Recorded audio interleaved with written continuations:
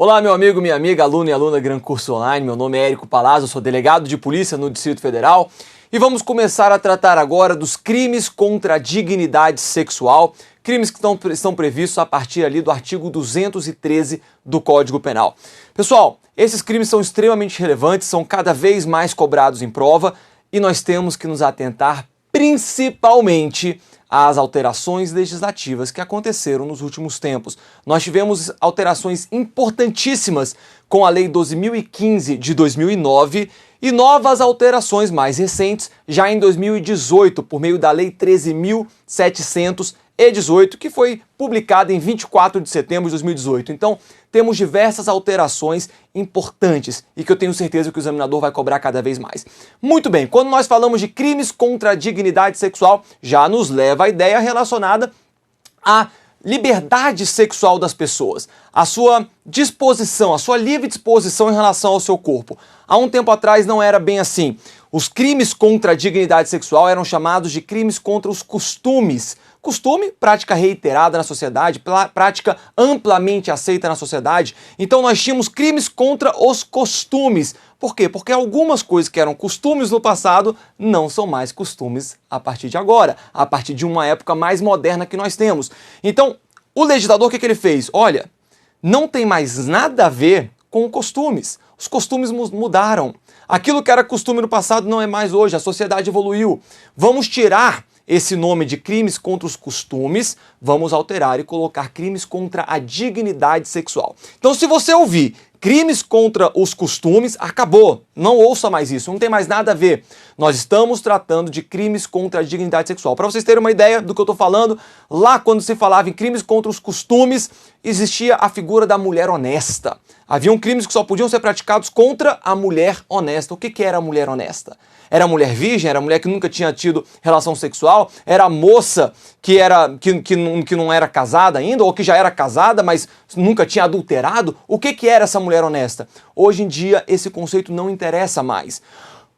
O Código Penal não faz diferenciação se é uma mulher honesta, se é uma mulher não honesta, seja lá o que isso significava. Nós não temos mais que nos preocupar com esses conceitos. Os conceitos são simplesmente sujeito ativo, sujeito passivo. Tanto que o estupro, que era um crime que somente podia ser praticado por homem contra mulher, não existe mais essa condição. Tornou-se um crime bicomum. É um crime comum para o sujeito ativo, um crime comum para o sujeito passivo. Qualquer pessoa pode ser sujeito ativo e sujeito passivo do crime de estupro. Então, ao longo do tempo, nós tivemos várias alterações e aqui nesse curso nós vamos tratar de todas essas alterações, bem como aqueles conceitos fundamentais, doutrina, jurisprudência, tudo que pode estar aí na sua prova. Vamos colocar na tela só para a gente ter um panorama geral do que é o título 6 do Código Penal, crimes contra a dignidade sexual. Na verdade, é o título 6 da parte especial do Código Penal, aquela parte do Código Penal que vai tratar dos crimes em espécie. Dentro do título 6º, nós temos o capítulo 1º, que trata dos crimes contra a liberdade sexual. São 4 crimes: estupro, violação sexual mediante fraude, importunação sexual e assédio sexual. Artigo 216b é um crime bem recente. Esse daqui é mais recente ainda. Sabe quando que ele foi editado? Em dezembro de 2018, pela Lei 13.772. Então também um crime importantíssimo para a gente conhecer. A importunação sexual também é recente, é da Lei 13.718. E aí nós temos crimes sexuais contra vulnerável, estupro de vulnerável, corrupção de menores, satisfação da lascívia mediante presença de criança ou adolescente, 218b, favorecimento de prostituição ou de outra forma de exploração sexual de criança ou adolescente ou de vulnerável, 218c, também um crime bem recente, divulgação de cena de estupro ou de cena de estupro de vulnerável, de cena de sexo ou de pornografia. E artigos 225 a 226, disposições gerais. Pessoal, nós vamos tratar de todos os crimes contra a dignidade sexual. Não são só esses, temos outros também. Nós vamos tratar de todos eles. Professor, na tela, quais são os mais importantes? Quais são aqueles que o examinador mais gosta de cobrar? Tá aqui, estupro. Importunação sexual é uma das minhas apostas porque é um crime novo, pode vir a ser cobrado. A mesma coisa com registro não autorizado de intimidade sexual e com divulgação de cena de estupro ou de cena de estupro vulnerável, de cena de sexo ou de pornografia. São delitos novos, recentes, então a tendência é que eles venham a ser cobrados com mais frequência. Outro muito importante, 217A, que é o estupro de vulnerável. E também gosto de citar o artigo 218B, favorecimento da prostituição ou de outra forma de exploração sexual de criança ou adolescente ou de vulnerável. Professor, por que você está dizendo em relação ao 218B? Porque o 218B, meus amigos, é um crime hediondo. Já vou mostrar para vocês aqui quais são os crimes contra a dignidade sexual que são hediondos.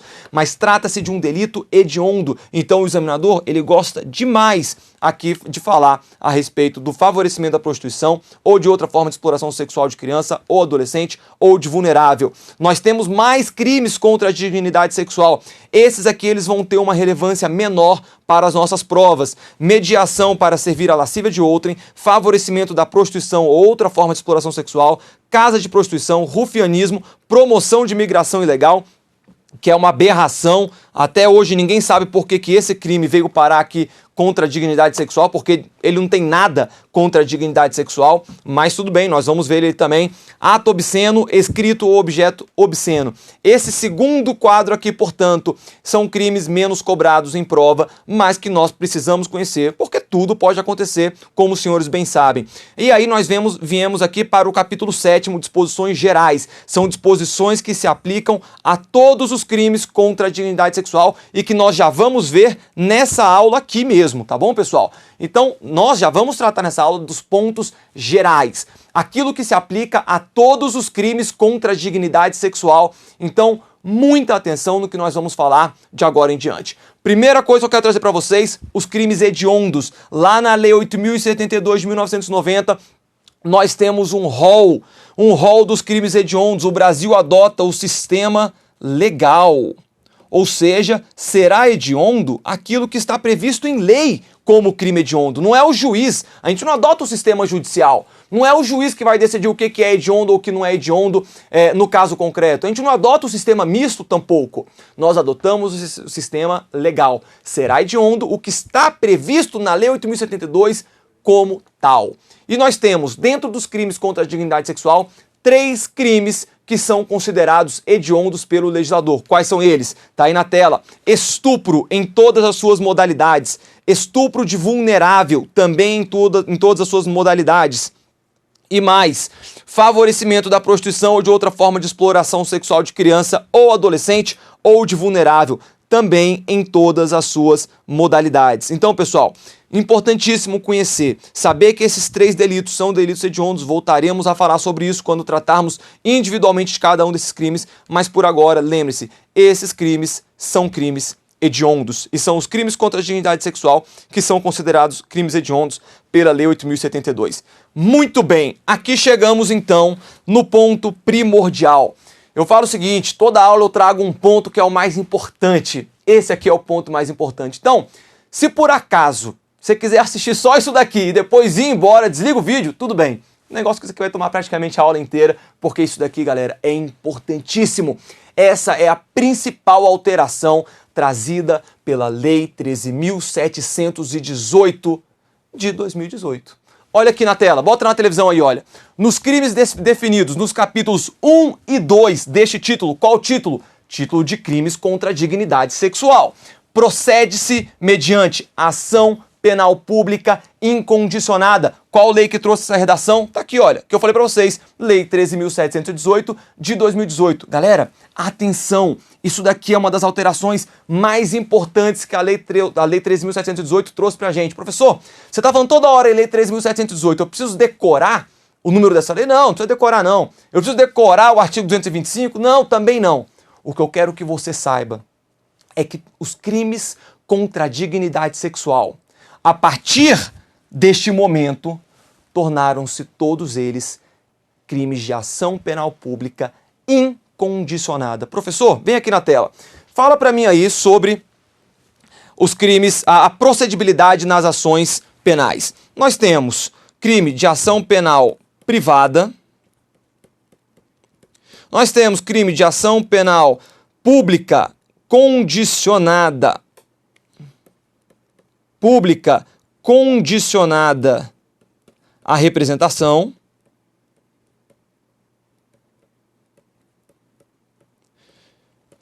Temos ação penal pública condicionada à requisição do ministro da Justiça.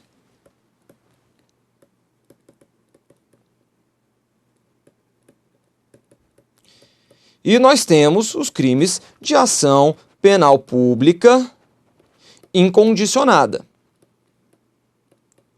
Você sabia que há muitos anos atrás, os crimes contra a dignidade sexual, vários deles eram considerados ação penal privada?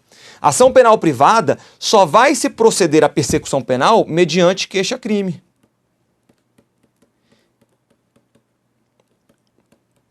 O titular da ação penal privada é o próprio particular ou seu representante legal. É ele quem vai oferecer a queixa-crime e que vai tocar o processo para frente. Já nas ações penais públicas, o titular da ação penal é o Ministério Público. Só que, em que pese a gente ter o Ministério Público como titular da ação penal pública, em algumas delas exige-se um outro requisito. No caso aqui, a gente falava que, por exemplo, o crime de estupro era um crime de ação penal pública condicionada à representação. Ué, gente, como assim, professor? É exatamente isso. Olha o que acontecia. Se uma mulher ou um homem, seja lá quem for, fosse vítima de um crime contra a dignidade sexual, no caso aqui vamos falar do estupro, vamos usar o estupro como nosso exemplo, porque outros crimes já eram considerados de ação penal pública incondicionada. Mas se a gente pega o estupro, assédio sexual, violação sexual mediante fraude, eram delitos considerados de ação penal pública condicionada à representação. Então a gente pega um homem ou uma mulher que foi vítima de estupro. Veja, a polícia toma conhecimento de que esta mulher foi vítima de estupro. A polícia então pergunta a ela: vítima, você quer que o agente responda por esse delito? Se a vítima falasse: não, eu não quero, eu fui estuprada, mas eu não tenho interesse na persecução penal, eu não vou representar contra o agressor, eu não vou representar contra o autor desse estupro. Ela tinha direito a fazer isso? Tinha. E o agente, o estuprador, responderia por delito, por algum crime? Não. Por quê? Porque a polícia só poderia instaurar inquérito policial, o Ministério Público só poderia oferecer a denúncia e dar início à ação penal se tivesse a procedibilidade dessa ação. Se tivesse o quê? O requisito, a representação da vítima. Se a vítima não representa, simplesmente não haverá persecução penal. Professor, por que existia essa regra? Existe ainda. Alguns crimes são crimes de ação penal pública condicionada à representação. Mas, professor, por que isso era aplicável ao estupro? Pela simples razão de que alguns crimes, eles não ofendem somente um bem jurídico diretamente. Qual que é o bem jurídico que ofende o crime de estupro? É a liberdade sexual. Ofende esse bem jurídico. Só que além da liberdade sexual, ofende a intimidade da pessoa. Ofende o fato de que todas as pessoas tomarão conhecimento. Ofende no sentido de que ela vai ter uma revitimização toda vez que ela tiver que ir na polícia ou na justiça e relatar novamente o que ela sofreu, o que ele sofreu sendo estuprado. Então a justiça, ela diz o seguinte: olha, o estupro é um crime que ofende demais a dignidade da pessoa. A pessoa, ela se sente completamente invadida. É um crime que, muitas das vezes, a vítima vai querer esquecer. Ela não quer dar prosseguimento. Ela não quer dar publicidade, em que pese os crimes contra a dignidade sexual terem que correr em segredo de justiça, acaba dando uma publicidade, acaba tendo que revisitar, se revitimizar, passar por situações constrangedoras que não gostaria de passar mais. Então a lei dizia o seguinte: é direito da vítima. A vítima é quem vai decidir se vai ter a persecução penal ou não. Isso era o que acontecia até 24 de setembro de 2018. E aqui que está a importância tão relevante que essa lei trouxe. A partir de 24 de setembro de 2018, isso se acabou. Não há mais que se falar nessa necessidade da representação da vítima. A vítima foi estuprada. A polícia toma conhecimento do fato, o Ministério Público toma conhecimento do fato. É feita a investigação e é feita a persecução penal. Professor, mas se a vítima disser que não quer, não deseja essa persecução penal, não deseja ser revitimizada, não interessa. Não interessa mais. O crime agora passou a ser de ação penal pública incondicionada. Só que vocês vão notar um detalhe, bota na tela. Quando vocês reparam aqui, olha, professor, o artigo 225 fala nos crimes definidos nos capítulos 1 e 2 do título de crimes contra a dignidade sexual passaram a ser crimes de ação penal pública incondicionada. É verdade. Sabe por quê? Porque os demais capítulos já eram crimes de ação penal pública incondicionada. Então hoje podemos afirmar que todos, eu disse, todos os crimes contra a dignidade sexual são o quê? São crimes de ação penal pública incondicionada. Não dependem mais da representação da vítima. Lembrou disso? Isso daí é o que vai estar na sua prova, eu te garanto. Então, muita atenção. De tudo que a gente vai falar crimes contra a dignidade sexual, metade das questões que vão cair em prova nos próximos anos está aqui. No artigo 225, está aqui no que nós acabamos de falar. Mas esse assunto não acabou ainda. Esse assunto não acabou ainda. Volta aqui, volta aqui. Eu quero trazer agora uma outra situação para vocês. Vamos pegar uma linha do tempo, tá bom? Peguei aqui a linha do tempo. E nesse diazinho aqui, olha, esse belo dia foi o dia 24 de setembro de 2018. Professor, o que aconteceu nesse dia? Aconteceu a publicação da Lei 13.718, que alterou o Código Penal e que alterou o artigo 225. E que falou o seguinte, olha, os crimes contra a dignidade sexual são todos de ação penal pública incondicionada. Legal, beleza. No dia seguinte, vamos botar aqui, olha, dia seguinte, dia 25 de setembro de 2018, eu tenho a Maria, e a Maria foi vítima de estupro. Ela foi vítima de estupro. E aí ela nem procura a polícia, mas toma um conhecimento de que ela sofreu esse estupro. O autor, conhecido como João, tá bom, pessoal? O João. Eu pergunto aos senhores, é necessária a representação da Maria para que João venha responder pelo crime de estupro? Não, professor, claro que não. Você acabou de falar isso daí? Exatamente, eu acabei de falar. Tranquilo, né? Tranquilo? Tranquilo, beleza, fechou. Apaga isso daqui, vem comigo. Vamos apagar isso aqui, que isso aqui você já sabe. Vamos dizer agora que no dia 23 de setembro de 2018, foi o dia que a Maria foi estuprada.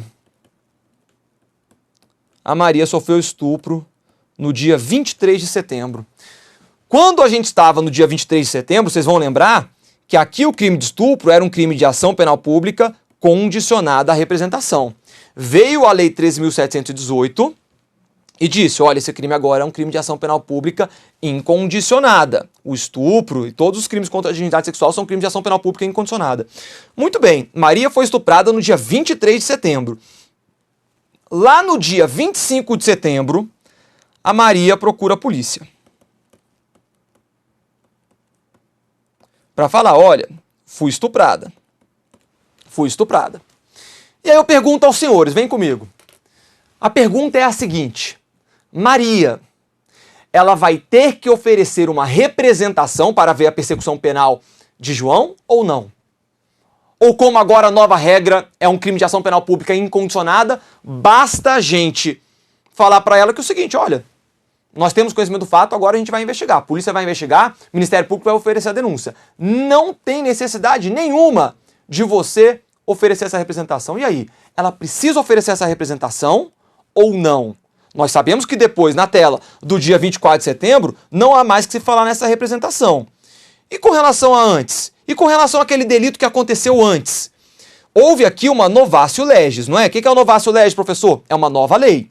Pergunto a vocês, essa novatio legis, tá? Essa novatio legis é uma novatio legis impejus ou in melius? O que é isso, professor? O que você está falando latim aí? É uma novatio legis, é uma nova lei que veio a melhorar a situação do réu ou veio a piorar a situação do réu? Veja só, antes a vítima tinha que representar para que ele respondesse pelo estupro. Agora, a vítima não precisa mais representar para que ele responda pelo estupro. Piorou ou melhorou a situação do réu? Claro que piorou, né, pessoal? Claro que piorou. Antes ele tinha uma ponta de esperança. Vai que a vítima não quer a minha persecução penal, eu tô tranquilo. Agora não, acabou para o estuprador, acabou para quem pratica crime contra a dignidade sexual. Independentemente da vontade da vítima, da representação da vítima, ele vai responder. Então, tranquilo? Tranquilo. Estabelecido esse ponto, é uma novatio legis impejus. Tá bom? No que concerne, aqui a gente está falando do artigo 225 do Código Penal. Nesse fato de ter se tornado um crime de ação penal pública incondicionada. Beleza, professor, tranquilo então, é uma novatio legis impejus, eu concordo com você, é uma nova lei que veio a prejudicar a situação do réu. Beleza, então isso daqui já está estabelecido entre a gente. Agora eu tenho uma outra pergunta para você. Essa novatio legis impejus, essa alteração, se aplica ou não se aplica a fatos ocorridos anteriores à sua vigência? Que é o caso aqui, é o exemplo que eu trouxe para vocês. Vai se aplicar a esse caso da Maria ou não? Ela tem que representar ou não tem que representar contra o João para que ele venha a responder por esse estupro? Vamos lá. A gente tem que definir aqui se essa norma é uma norma de direito penal, de direito material, ou se é uma norma de direito processual penal. Por quê, professor? Simples. Porque quando nós estamos diante do direito penal, do direito material, a lei penal prejudicial ao réu é irretroativa. Ela não retroage, ela não atinge fatos ocorridos anteriores à sua vigência. Se nós estamos falando de uma lei processual penal, as leis processuais penais elas têm vigência imediata, independentemente do fato ter ocorrido antes da sua vigência. Então, olha, se essa lei for uma lei processual penal, essa alteração da ação penal pública agora ser incondicionada, se for uma novatio legis, ainda que seja com prejuízo, mas ela tem uma natureza processual, a gente pode aplicar. E aí, João não tem essa escapatória para ele. Vai ser independe da manifestação de vontade, da representação da vítima. Só que se a gente falar que essa norma é uma norma de direito penal, de direito material, aí ela não pode retroagir para fatos anteriores à sua vigência. E aí, Maria vai ter que representar para que ele responda por esse delito. Olha aqui na tela, só para a gente trazer aqui, só para a gente relembrar. Professor, a aula não é de direito penal? É, mas eu estou trazendo aqui direito processual penal para a gente ter um conceito completo. Lei processual no tempo. A lei processual penal aplicar-se-á desde logo, sem prejuízo da validade dos atos realizados sob a vigência da lei anterior.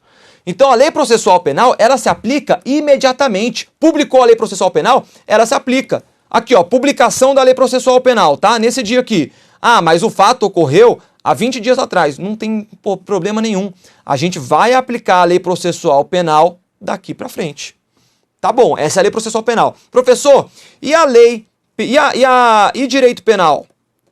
A lei processual, a lei penal que vem a prejudicar o réu. Bem, quando a gente fala da lei penal, se ela é prejudicial, ela não se aplica a fatos anteriores à sua vigência.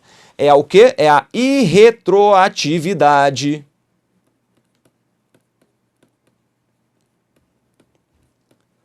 Da lei penal gravosa ao réu. Opa! Ao réu. Então, a lei penal é irretroativa. A lei processual penal, ela tem vigência imediata. Então, nós temos que definir, pessoal, se esse artigo 225, se essa regra de procedibilidade da ação penal é uma regra de direito material, de direito penal ou de direito processual penal. Vamos lá. Vou dar a resposta para vocês. Trata-se de uma norma híbrida. Ela tem tantos elementos de direito material, de direito penal, como elementos também de direito processual penal. Professor, aí ferrou tudo. O que eu faço nesse caso? A gente vai aplicar a regra, né? A essas normas híbridas, a gente aplica a regra do direito penal, do direito material. Portanto, nós vamos aplicar a regra da irretroatividade da lei penal mais gravosa. Vem comigo aqui na tela. Então, voltando aqui para o nosso exemplozinho da Maria que foi estuprada pelo João no dia 23 de setembro. Quando ela procura a polícia no dia 25 de setembro, afinal, ela tem que oferecer a representação ou não? Sim. Maria deve representar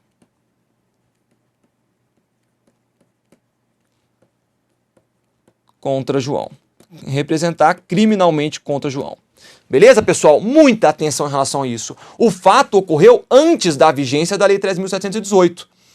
Ela procurou a polícia somente depois, quando a Lei 13.718 já estava vigente, quando a regra do estupro já tinha passado a ser de ação penal pública incondicionada. Mesmo assim, ela vai ter que oferecer a representação dela. Ela vai ter que se manifestar e dizer: polícia, Ministério Público, eu quero a persecução penal do João, eu quero a persecução penal do autor, ainda que ela não soubesse quem é o autor desse estupro, eu quero a persecução penal dessa pessoa que me estuprou. Ela tem que manifestar a vontade mesmo após a Lei 13.718. Por quê? Porque o crime ocorreu antes da vigência dessa lei. Beleza, pessoal? Atenção nisso daqui, porque numa prova mais simples, basicamente você precisa saber se é um crime de ação penal pública incondicionada ou condicionada à representação. Isso está definido. Os crimes contra a dignidade sexual são crimes de ação penal pública incondicionada, tranquilo. Mas numa prova um pouco mais complexa, na hora que o examinador ele quer pegar ali e ver quem realmente sabe, ele vai cobrar esse ponto aqui. Se essa norma é uma norma de direito material, direito penal ou direito processual penal. Como eu falei para vocês, é uma norma híbrida, a gente aplica então a regra do direito penal e retroatividade da lei penal mais gravosa ao réu e retroatividade da novatio legis in pejus, em prejuízo. Beleza, galera? Muito bem, vem comigo aqui na tela. Outro ponto, vamos falar agora. Súmula 608 do STF. Dá uma olhada nessa súmula aí. No crime de estupro praticado mediante violência real, a ação penal é pública incondicionada. Veja, o STF já dizia na súmula 608 que o estupro praticado com violência real, violência mesmo, aquela ali é a pancadaria, era de ação penal pública incondicionada. Professor, com a alteração da Lei 13.718, com a alteração do artigo 225 do Código Penal, essa súmula permanece válida? Permanece. Está válida. Professor, ela tem efeito prático? Não, porque ela é redundante. O que ela está falando é o que agora a lei já fala. Então ela tinha um pouco mais de relevância anteriormente. Agora a lei já é clara em falar: olha, os crimes contra a dignidade sexual, inclusive o estupro, são crimes de ação penal pública incondicionada. Então a súmula 608 da STF continua válida, mas ela perdeu totalmente a sua relevância. Beleza? Muito bem, vamos para frente. Aumento de pena. Falei com vocês que a gente já ia tratar aí do artigo 234A, bem como também do 234B, que nós já veremos. Veja, deixa eu voltar lá naquela partezinha que eu trouxe para vocês todos os crimes. E aí, eu tenho as disposições gerais aqui, mas que disposições gerais são essas? Elas vão se referir aos capítulos 1 e ao capítulo 2, tá bom? Essas disposições gerais aqui, nós vamos ver mais pra frente. A gente já viu aqui o 225, né? A gente já se adiantou um pouquinho, mas a gente vai ver mais pra frente. O artigo 226, por exemplo, a gente vai ver daqui a mais no nosso curso. O que nós vamos tratar agora são essas disposições gerais aqui. Por quê? Porque essas disposições gerais do capítulo 7, vem comigo, elas vão se aplicar a todos os crimes contra a dignidade sexual. E eu falei para vocês, nessa aula que a gente já ia tratar desses elementos comuns a todos os crimes contra a dignidade sexual. Então, muito bem. Artigo 234A. Nos crimes previstos neste título, ou seja, em todos os crimes contra a dignidade sexual, a pena é aumentada. Não vamos nos preocupar com o inciso 1º e 2º, porque foram vetados, nunca fizeram parte aí da lei. Inciso 3º. De metade a 2/3, se do crime resulta gravidez. Professor, eu estou vendo aqui que essa redação foi alterada pela Lei 13.718. É isso mesmo? Sim, pessoal. Foi alterada pela Lei 13.718. Antes disso, antes da Lei 13.718, sabe como é que era a redação disso daqui? Dizia o seguinte: nos crimes previstos neste título, a pena é aumentada da metade. Simplesmente a pena era aumentada da metade se do crime resultasse gravidez. A Lei 13.718 falou o quê? É no mínimo da metade, podendo chegar a 2/3 se do crime resultar gravidez. Então, mais uma vez aqui, nós temos uma hipótese de novatio legis in pejus. A Lei 13.718 veio a ser mais gravosa ao réu. Obviamente, aqui é uma norma de direito penal, só vai se aplicar aos fatos ocorridos posteriormente à sua vigência, a partir ali do dia 24 de setembro de 2018, beleza? Muito bem, então a pena aumenta da metade até 2/3 se do crime resulta gravidez. Nós vamos falar um pouquinho mais sobre essa questão da gravidez. Mas qualquer crime contra a dignidade sexual, se resultar gravidez, aumenta a pena da metade até 2/3. Qual que é o outro inciso? Vai ter aumento de pena nos crimes contra a dignidade sexual de 1/3 a 2/3 se o agente transmite à vítima doença sexualmente transmissível de que sabe ou deveria saber ser portador, ou se a vítima é idosa ou pessoa com deficiência. Redação dada, olha aqui ela de novo, olha a bendita de novo aqui, alterando e dificultando a nossa vida. Mas na verdade, pessoal, ela veio a dificultar a vida do safado, a vida do estuprador, a vida de quem pratica crime contra a dignidade sexual. Por quê? Porque antes, ao invés do aumento de pena ser de 1/3 a 2/3, era de 1/6 até 1/3. Então viu como é que dificultou? Como é que prejudicou? O aumento da pena agora será maior. Em que situações? Nessas aqui. Se o agente transmite à vítima doença sexualmente transmissível, de que sabe ou que deveria saber ser portador. Beleza, a gente vai falar sobre isso daqui a pouco. Ou se a vítima... Isso daqui é novo também, tá, pessoal? Isso daqui é novo. Já existia a parte da doença. Essa partezinha aqui foi a Lei 13.718 que trouxe pra gente. Então, se a vítima é idosa ou... se a vítima é uma pessoa com deficiência, pode ser qualquer deficiência, tá? Mental, física, nós teremos esse aumento de pena. Então, isso daqui também é novo, foi trazido pela Lei 13.718. Professor, o que é uma pessoa idosa? Pessoa idosa é aquela pessoa que tem 60 anos ou mais. Então, não importa se seja um homem, se seja uma mulher, seja lá quem for. Se foi vítima de crime contra a dignidade sexual e tem 60 anos ou mais, nós teremos que aplicar esse aumento de pena. Se a vítima é deficiente, mental, física, não importa a deficiência, também aumentaremos essa causa de aumento de pena. Também aumentaremos a pena. Outro detalhe importante, vamos falar aqui, olha, na tela. Se o agente transmite à vítima doença sexualmente transmissível, de que sabe ou deveria saber. Sabe o que é isso, pessoal? Que sabe ou que deveria saber? O agente tem que agir com dolo ou dolo eventual. Não que ele tenha a intenção de transmitir a doença. Ele não precisa ter a intenção de transmitir a doença, não. Basta ele ter uma doença de que ele sabe ser portador ou de que ele deveria saber. Se ele sabe que ele é portador ou deveria saber e pratica um crime contra a dignidade sexual, e nessa prática desse crime contra a dignidade sexual transmite essa doença, ele vai responder pelo delito, tá bom? Ó, tem que aqui efetivamente haver a transmissão. Se ele não souber, vamos supor, professor, ele não sabe que ele tem essa doença sexualmente transmissível, ele pratica o crime contra a dignidade sexual, ele não sabe, não tinha como ele saber, e ele acaba transmitindo essa doença para a vítima. Ele responde? Não. Tá bom? A lei exige que ele saiba ou que ele pelo menos deveria saber. Dolo ou dolo eventual. Ele não precisa ter a intenção de transmitir a doença. Basta ele saber que possui essa doença. Se ele não sabia, não tinha como saber, totalmente, ainda que seja por negligência, por imprudência, ele não vai responder por esse aumento de pena. Beleza? Olha na tela aí. Vamos falar então aqui agora, voltar a falar sobre o crime que resulta gravidez. Crime contra a dignidade sexual que vai resultar gravidez, aumento de pena de meio até a metade. Da metade até 2/3. Pessoal, se liga. Vamos falar aqui, eu sei que os alunos sempre trazem para mim, professor, e se tal situação acontecer? Eu já me adiantei e falei, quer saber? Eu vou levar o e se aqui para vocês, mas eu estou trazendo, obviamente, hipóteses que podem vir a ser cobradas aí na prova. Então, olha aí na tela. E se a gravidez resulta de um estupro praticado por um marido contra a sua esposa? Haverá estupro? Sim. A questão agora é, incide a causa de aumento de pena se o marido pratica um estupro contra a sua esposa e ela vem a ficar grávida? Sim, normalmente. Normalmente, foi um estupro, foi uma gravidez que resultou desse estupro, ele responde normalmente. Outra, e se a gravidez resulta de uma relação consentida entre dois namorados apaixonados, o autor com 18 anos de idade e a vítima com 13 anos de idade? Incide a causa de aumento de pena? Incide, pessoal, tranquilo, vai incidir sim, pode ficar tranquilo em relação a isso, beleza? Outra aqui, vamos continuar. E se a mulher é autora de um estupro e engravida do homem, sujeito passivo, incide a causa de aumento de pena? Veja, no caso aqui, a mulher é que praticou o estupro contra um homem, tá? Não está falando mais de casamento nem nada, não. É simplesmente uma mulher que estuprou um homem. Professor, isso é possível? Sim, a gente vai ver, quando a gente chegar no crime de estupro, a gente vai ver que é absolutamente possível, tá bom? Uma mulher estuprou um homem. Decorrente desse estupro, esta mulher ficou grávida. E aí, vai incidir ao aumento de pena da gravidez que resultou nela ou não, em que pese ela ter sido autora? Temos duas posições e não há uma majoritária. Olha aqui.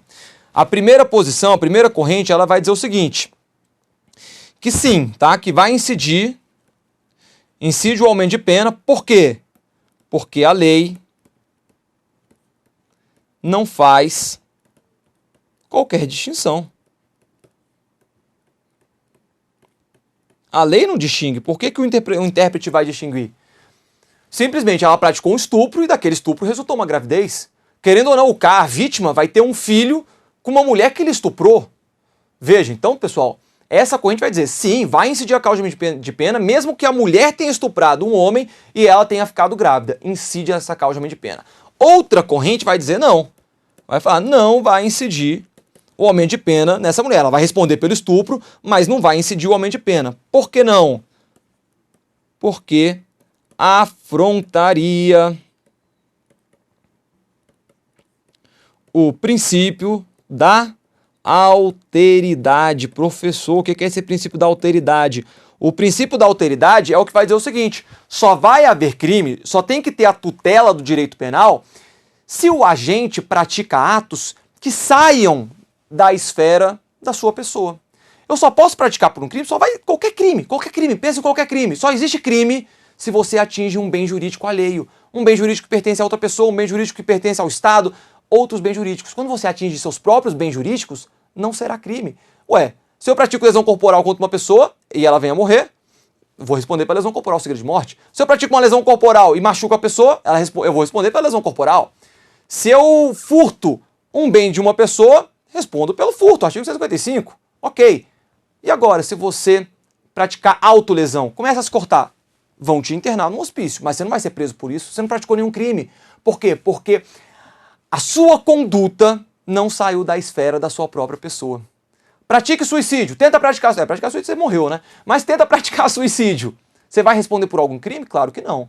Mas se você induzir, instigar ou auxiliar outra pessoa a praticar suicídio, aí sim você pode responder.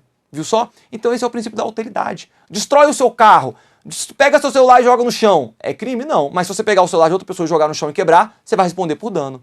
Então esse é o princípio da alteridade. Essa corrente vai dizer o seguinte, olha, não há que responder a mulher pela causa de pena da gravidez, porque ela está causando a si própria um problema. Ela está gerando a si própria uma lesão, um dano, que no caso seria aí essa gravidez. Então seria uma afronta ao princípio da alteridade. Temos aí então, pessoal, essas duas posições, não há uma majoritária. O artigo, não quero apagar aí para vocês não perderem, então vou continuar lendo aí por cima mesmo. O artigo 128 do Código Penal, qual que é esse artigo 128? É o que vai falar da permissão legal do aborto, né? Que vai trazer uma excludente de ilicitude específica. O artigo 128 do Código Penal permite o aborto sentimental ou humanitário, quando a gravidez resulta de estupro. E se a mulher foi autora do delito e engravidou, poderá abortar acobertada pela causa especial de exclusão da ilicitude? Não, isso daqui é tranquilo. Beleza, pessoal? Isso daí é pacífico. Se é uma mulher e ela própria pratica esse estupro, fica grávida, ela pode agora abortar? Claro que não. O artigo 128, que vai tratar lá do aborto humanitário, é na situação em que a mulher é vítima, ela é engravida como vítima de um estupro. Então essa mulher autora que engravidou da vítima, ela não vai poder cometer aborto. Beleza, pessoal? Aborto aí sentimental humanitário, no caso de estupro, está lá no artigo 128 do Código Penal. Vamos lá, agora voltando a falar sobre aquela hipótese da transmissão de doença, ou quando o crime é praticado contra vítima idosa ou pessoa com deficiência. Olha só, primeiro, requer dolo direto ou eventual no que concerne ao conhecimento da doença pelo sujeito ativo. Isso aqui eu já falei com vocês. Se ele pratica o crime sem saber que era portador da doença, ele não responde por essa causa de pena, ainda que ele venha a transmitir a doença. Por que não, professor? Porque o direito penal não comporta o direito penal objetivo, somente o direito penal subjetivo, que o agente tem que responder por dolo ou culpa. Outro ponto, a incidência do aumento de pena afasta a aplicação do crime do artigo 130 do Código Penal, perigo de contágio venéreo, beleza? Atenção nisso também. Se o agente respondesse com aumento de pena de 1/3 a 2/3 e ainda respondesse pelo artigo 130, haveria o chamado bis in idem. O agente responderia 2 vezes pelo mesmo fato e não é permitido no direito penal. Muito bem. E aí, artigo 234b, Os processos em que se apuram crimes definidos neste título correrão em segredo de justiça. Atenção, todos os crimes contra a dignidade sexual correrão em segredo de justiça, tá bom? Não tem muito o que falar aqui, é simplesmente isso, letra da lei. Não importa qual seja o crime, se é um crime contra a dignidade sexual, corre em segredo de justiça. Por quê? Porque é aquilo que a gente falou, além de atingir o bem jurídico da dignidade sexual, atinge também a intimidade das pessoas e, obviamente, não é algo que todo mundo quer espalhar por aí, tá bom? Lembrem-se disso daqui, é simples, mas é muito cobrado em prova e às vezes os alunos erram. Crimes contra a dignidade sexual correrão em segredo de justiça. E aí, pessoal, para a gente finalizar, termo inicial da prescrição antes de transitar em julgado a sentença final. Nós estamos falando aqui da prescrição. A prescrição é quando o Estado perde o direito de agir e de punir o agente em razão do tempo decorrido. Há uma hipótese bem importante, a gente vai voltar a falar sobre ela, mas de qualquer maneira, só quero chamar a atenção para vocês.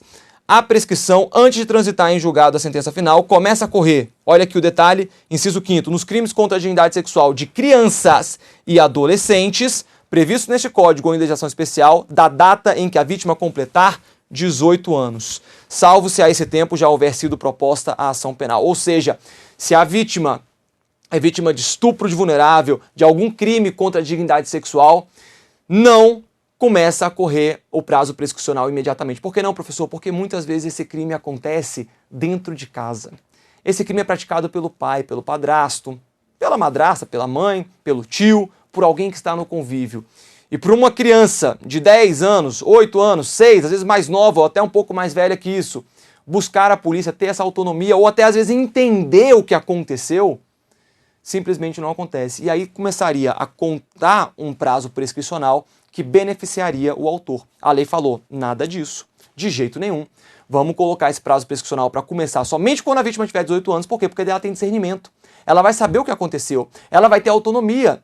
Ela não vai estar mais nas garras do autor do crime. Ela vai poder ter a sua própria vida, sair de casa e cuidar da sua própria vida. Ela não mais vai depender dessas pessoas que eventualmente tenham praticado esse crime com ela. Além disso, essa questão do discernimento, da percepção de que ela foi vítima de um crime contra a dignidade sexual. Então a lei padronizou. Crimes contra a dignidade sexual, contra criança ou adolescente, só vai iniciar o prazo prescricional quando a vítima completar 18 anos. Beleza, meus amigos?